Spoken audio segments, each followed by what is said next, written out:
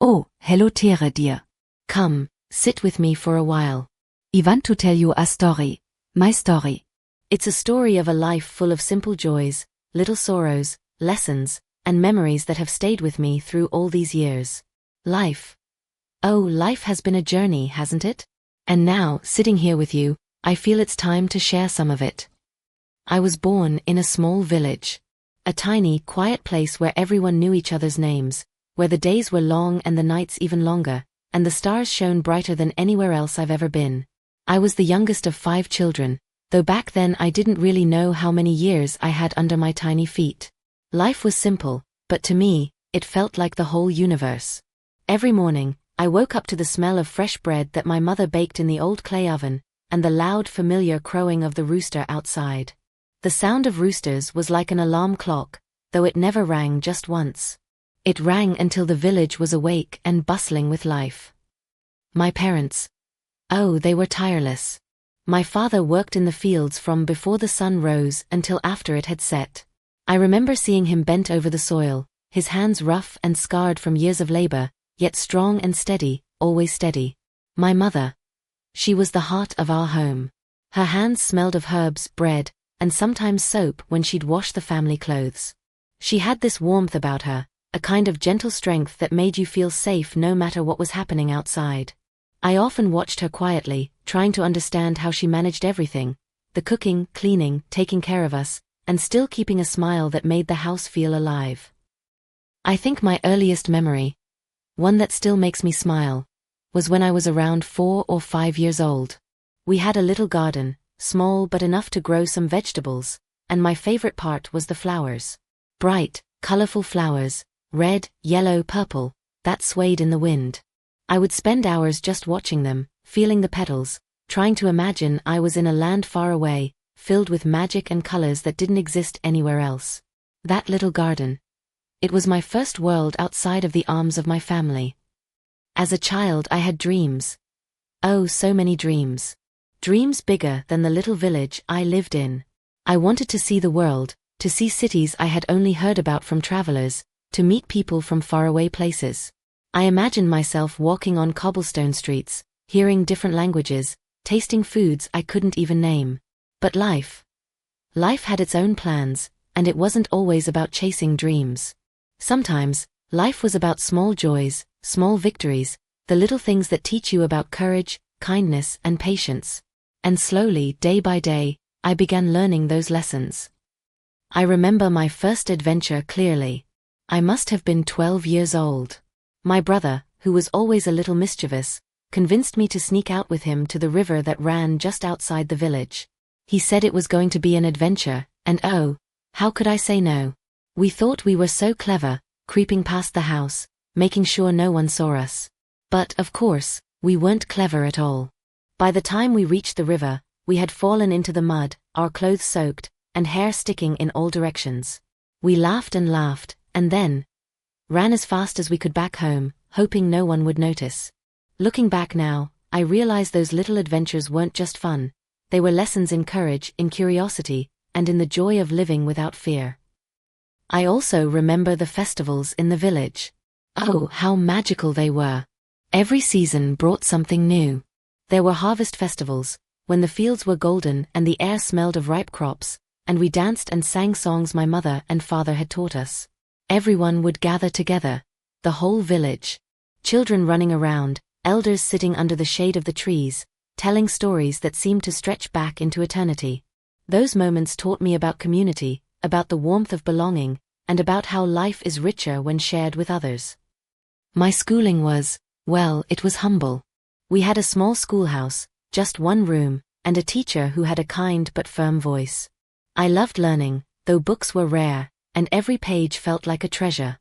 I remember writing my first story, a silly little tale about a bird that wanted to travel to the moon. My teacher smiled and encouraged me, saying, "Keep dreaming, child. Words are your wing." That stuck with me for years. Even now, I think of those words whenever I feel unsure or afraid to try something new. Life wasn't always easy, of course. There were hardships, moments when I felt small and powerless. Illnesses came and went, and sometimes we had little to eat. I remember nights when the wind was cold, and the fire in our home barely warmed us. Yet, even in those times, there was love. My parents, my siblings, the neighbors. We held on to each other, shared what little we had, and somehow we survived. Those moments taught me resilience, the strength that comes from unity, and the importance of hope, even in darkness. I also learned responsibility very young. My older siblings would help with the farm and household, and soon, I found myself helping too. I carried water from the well, tended the animals, swept the floors, and helped my mother with cooking. At first, I thought it was all work, all chores. But slowly, I realized it was teaching me how to care for others, how to be disciplined, and how to find joy in doing things for someone else. Those lessons stayed with me. They became the foundation of who I am today. And then, there were the stories. Oh, how I loved listening to stories. My grandmother, a woman with a gentle smile and sparkling eyes, would sit by the fire every night and tell us tales of the past. Tales of bravery, love, loss, and magic. I remember one story in particular. A story of a girl who traveled across mountains to find her family after they were lost. I listened, wide-eyed, imagining myself as that girl. Those stories. They sparked my imagination, taught me empathy, and gave me a sense of wonder that never left me. I can still see the village in my mind, the winding dirt paths, the old oak tree near the river, the small market where merchants sold fruits and fabrics. I remember the smell of bread, the sound of chickens clucking, and the laughter of children playing in the fields. Every detail is etched in my memory, like a painting that never fades. That village. It was my whole world, and yet I always dreamed of more. And of course there were friends. Friends who became like siblings, companions in mischief and adventure. I remember climbing trees, racing each other across the fields, playing hide and seek until the sun dipped below the horizon. We shared secrets, dreams, and sometimes fears. Those friendships. They taught me loyalty, courage, and the beauty of shared laughter. Even small moments left big impressions.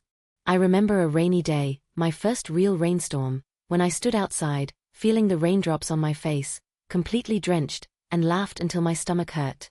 I had never felt anything like it. The freshness of the earth, the power of the storm, the joy of just being alive.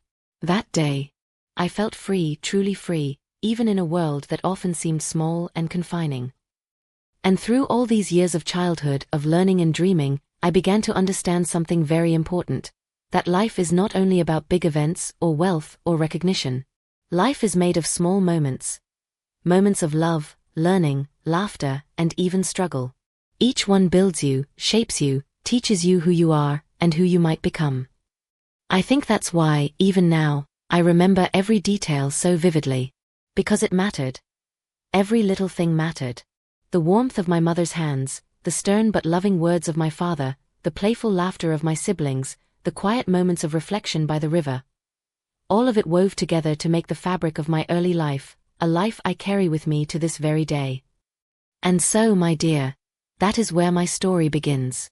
A little village, a simple life, but a heart full of dreams and eyes wide open to the world. It was just the beginning, of course. The years ahead. They would bring adventures, challenges, love, and even heartbreak. But that is a story for another time. And the whispers you sometimes hear when the wind passes? That's Nola's gift still breathing through this place. So remember, my child.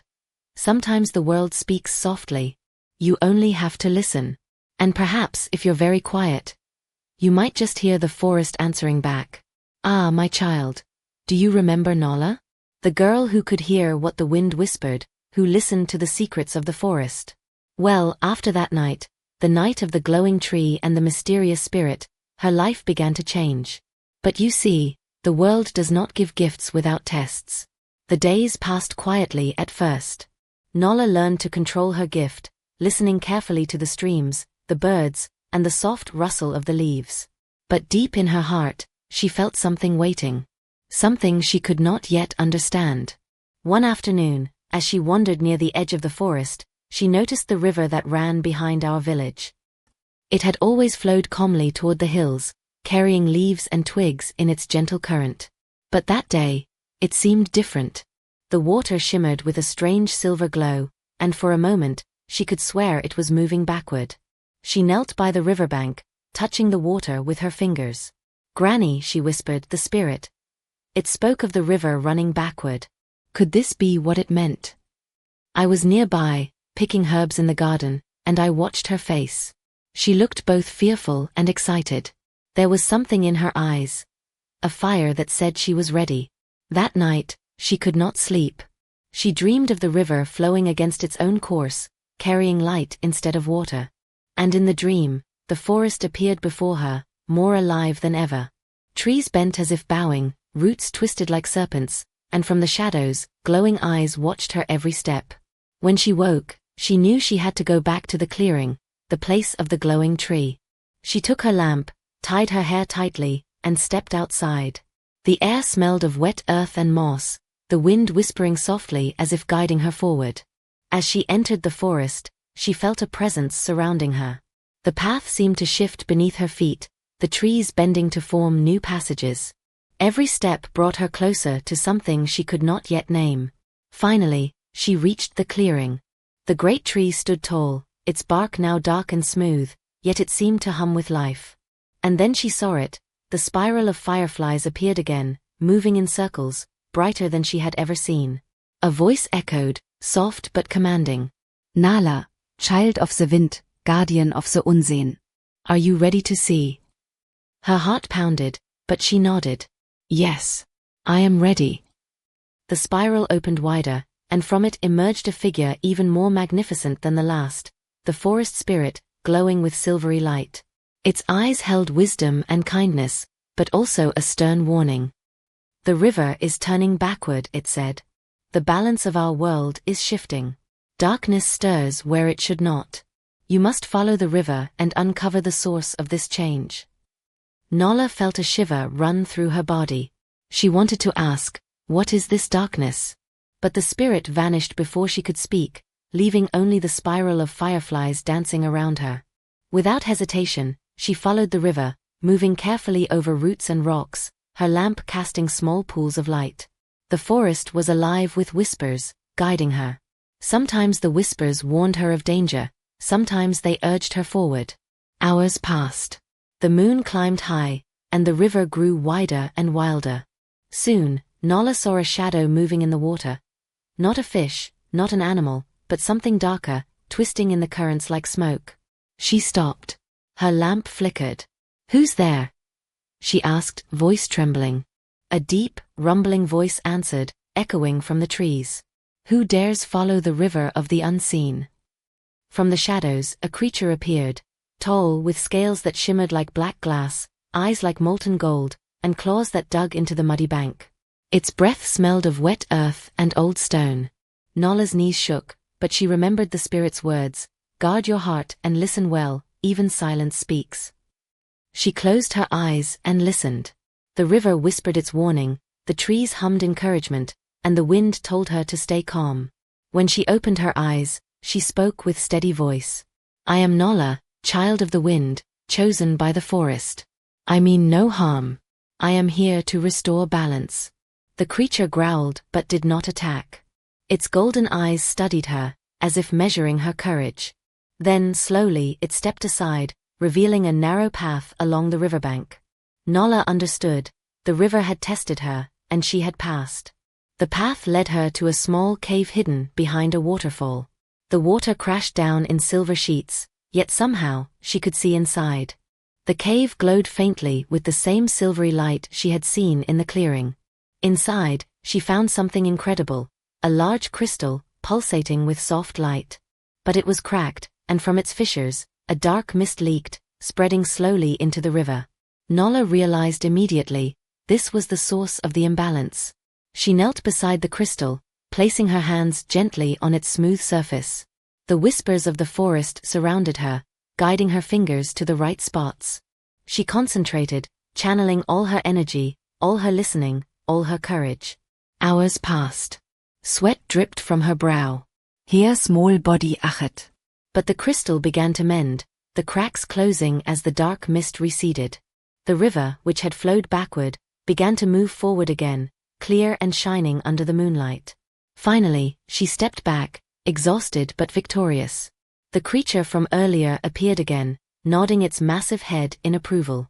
Then, silently, it vanished into the night. Nala stayed in the clearing until dawn, watching the light change the forest. She felt stronger, wiser, and more connected than ever. The river sang to her, the trees bowed in respect, and the wind carried a gentle promise. She was now truly a guardian. When she returned home, I was waiting, worried beyond words. But I could see it in her eyes. Something had changed. She had faced the darkness and returned. She had become part of the forest, and the forest had become part of her. From that night onward, Nala's gift grew stronger. She learned to guide the villagers, protect the land, and understand the delicate balance between humans and nature. But more importantly, she learned that courage is not the absence of fear, but the choice to act even when fear is strong. And so, my child, remember this: the world is full of secrets, and some of them will call to you. When they do, you must be brave. You must listen carefully. And sometimes, you must follow a backward river to find the truth. But the story does not end here. Nala's journey has only just begun. The forest holds many more secrets, and some of them are even darker than the river that once flowed backward. Tomorrow, I will tell you how Nala faced her greatest challenge yet, when the spirits themselves tested her courage and her heart. But tonight, my dear, close your eyes and listen. The garden whispers its stories too, if only you will hear. I remember the first days after leaving the village for the first time. My parents had arranged for me to help my cousin in a nearby town, and it was the first time I felt both excitement and fear. The town was larger, busier, and the streets seemed to stretch forever. I walked cautiously, taking in every sight, every sound. People bustled past me, merchants shouted their prices, children ran in every direction. I felt small. And yet I also felt alive. Life was calling me, and I was ready to answer. Adulthood taught me things that no childhood could. It taught me resilience, patience, and the value of hard work. Every day was a lesson. I learned to cook for more people, to manage a household, and to care for children who were not my own. It was difficult at first. Exhausting, even. There were nights I stayed awake, listening to the cries of a child or worrying about what I could do better. But slowly, I began to find my rhythm. And in that rhythm, I discovered a strength I didn't know I had. A strength that comes from love, from responsibility, and from the willingness to face each day with an open heart. And then, there was family of my own. Marriage, children. Oh, what a journey that was. At first, I feared I would not be enough, that I would fail in ways I had never failed before. But life has a way of teaching you that you are stronger than you believe. My children became my world. Their laughter, their tears, their small triumphs and mistakes. I lived every moment with them. I learned patience like never before. I learned to guide without controlling, to nurture without smothering. And through it all I realized, love is limitless. It grows with every heartbeat, every embrace, every smile. There were challenges, of course. Life is never without its hardships. Illness came. Times of loss, moments when I questioned everything I thought I knew. I lost dear friends, and family members left this world too soon. I remember sitting by the bedside of loved ones, holding hands, whispering words of comfort, even when my own heart ached. Those moments, they taught me courage, the kind that comes from facing pain with dignity, the kind that whispers, you will endure and you will grow. And yet, life was also full of beauty. I watched my children grow into their own people, learned from their curiosity, their joy, and even their mistakes. I celebrated weddings, births, achievements, and even the quiet, small moments, a letter written with care, a flower picked from the garden, a shared laugh in the kitchen. Those small moments, they are the ones that truly matter. They are the threads that weave the tapestry of a life well lived. My work. Oh yes, I worked in ways both seen and unseen. In the community, I helped where I could. I shared my knowledge, my stories, my small skills. I taught children how to read, encouraged women to share their talents, and helped neighbors in times of need. I realized that life is not only about personal joy, it is also about lifting others, about being a light in someone else's darkness. That became a guiding principle for me. And love, yes, love continued to shape my life. Not just romantic love, though that was there too, but the love between family, friends, and even strangers. I learned that love is patient. It is not always loud or dramatic. Sometimes it is quiet. In a smile, a touch, a shared memory. And in giving love freely without expectation, I found the deepest joy imaginable. I also learned to forgive. Life is full of mistakes, misunderstandings, and disappointments. There were people who hurt me, moments when I felt betrayed. But holding on to anger, that only poisons the heart. Forgiveness, real forgiveness, sets you free. It allows you to continue your journey with peace, rather than carrying the weight of resentment. And that lesson, I hold it close to this very day. As I grew older, I found time to reflect on the life I had lived. I would sit by the fire, the same way I did as a child when listening to my grandmother's stories, and think about the journey I had taken. Ever hardship, ever triumph, ever simple, beautiful moment. It all mattered. I realized that life is not about perfection. It is about embracing the full experience, feeling deeply, loving fully, and learning continuously. And now, sitting here with you, telling my story, I see how far I become. From a little girl in a tiny village, dreaming by the river, to a woman who has lived, loved, struggled, and grown. Life has given me lessons, yes, but it has also given me a heart full of memories, a mind rich with experiences, and a soul that has learned gratitude, compassion, and resilience. I want you to know, dear, that every life is precious, every story is worth telling. We may stumble, we may falter, but each step, each choice, each moment of courage or love, it shapes us. And even when we grow old, even when our hair turns silver and our hands tremble, the heart remembers. The heart remembers the laughter, the tears, the adventures, the small joys, and the people who made life meaningful. I am grateful. Oh, so grateful. For my family, for my friends, for the children who have laughed with me and learned from me, for the people I have helped and who have helped me. I am grateful for the journey, for the lessons, for the beauty that exists even in hardship. Life is a precious gift, and every day is a chance to grow, to love, and to leave something behind. And so, my dear, this is my story. From a little girl in a village to the woman I am today, I have lived a life full of lessons, adventures, love, and joy. I hope that hearing it inspires you to cherish your own journey, to embrace every challenge, to celebrate every victory, and to love deeply without fear. Remember, every moment matters, and your story is just as precious as mine. And now, perhaps one day, you will share your story with someone else. And that is how life continues. One story after another, connecting hearts, teaching lessons, and leaving memories that endure. My hope, my greatest hope, is that you live fully, love fully, and remember that even the smallest moments can hold the greatest meaning. Thank you for listening, dear. Thank you for sharing this time with me. Life is beautiful. Truly, beautifully imperfect, wonderfully unpredictable, and endlessly precious. And I am so glad I could share my journey with you.